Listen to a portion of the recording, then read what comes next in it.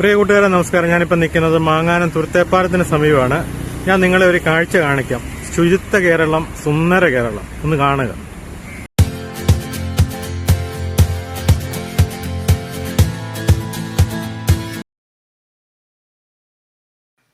നിങ്ങളീ കാണുന്നത് മാങ്ങാനം തുരുത്തേപ്പാലത്തിന് സമീപമുള്ള ആറാണ്.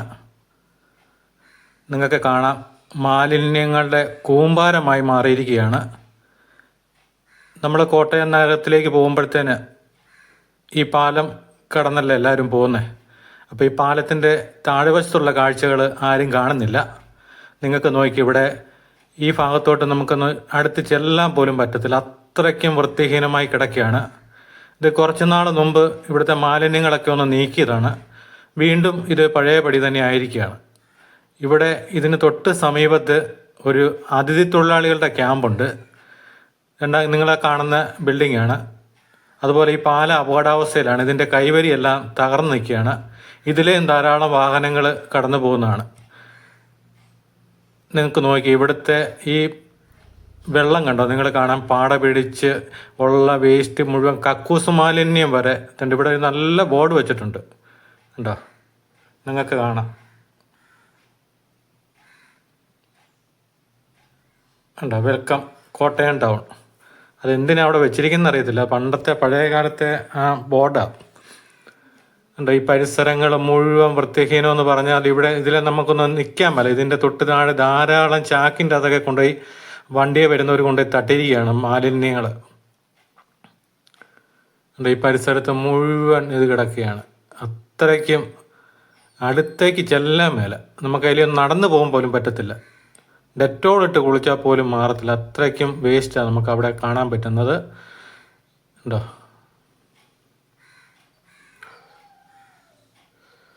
കൈവരി എല്ലാം ഒടിഞ്ഞു കിടക്കുകയാണ്.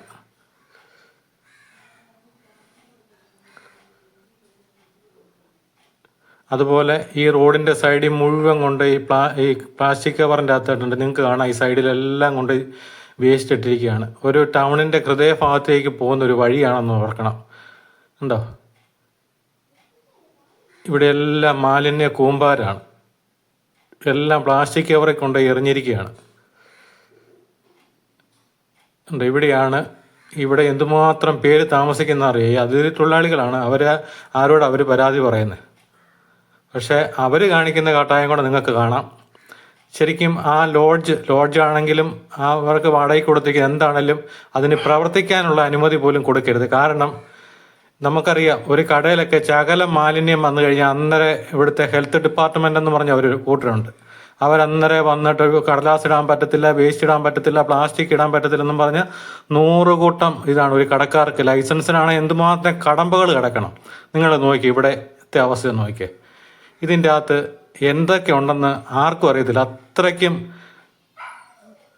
അതുപോലെ തന്നെ നമുക്കിവിടെ കാണാം, ഇവിടെ ഒരു എന്തുമാത്രം പേര് താമസിക്കണമെന്ന് തന്നെ അറിയത്തില്ല. ഒരു മുറിക്കകത്തൊക്കെ 8ഉം 10ഉം പേരാണ് ഇതിൻ്റെ അകത്ത് താമസിക്കുന്നത്.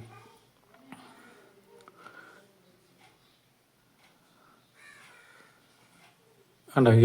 ഇവർ ആഹാരം ഉണ്ടാക്കിയിട്ട് അതിൻ്റെ വേസ്റ്റും കൂടെ താവിട്ടത് കണ്ടോ? നിങ്ങൾക്ക് കാണാം. ഇത് നോക്കി, ഇവിടെ എങ്ങനെ താമസിക്കും എന്നുള്ളതാണ് ചിന്തിക്കേണ്ടത്.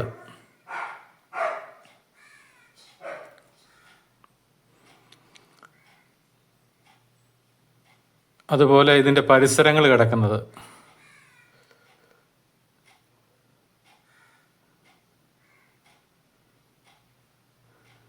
ഏറെക്കുറെ എനിക്ക് തോന്നുന്നു 10-200 പേരെങ്കിലും ഈ കെട്ടിടത്തിൻ്റെ അകത്ത് താമസിക്കുന്നതാണെന്ന് തോന്നുന്നു. കാരണം ഒരു മുറിക്കകത്ത് തന്നെ കാണാം ഒരു 8-10 പേര്.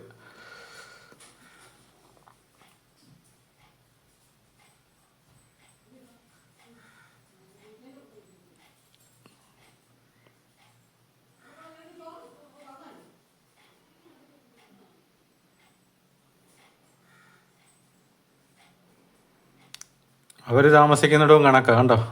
അവിടെ എല്ലാം വൃത്തികേടാക്കി അവർ വിട്ടിരിക്കുക.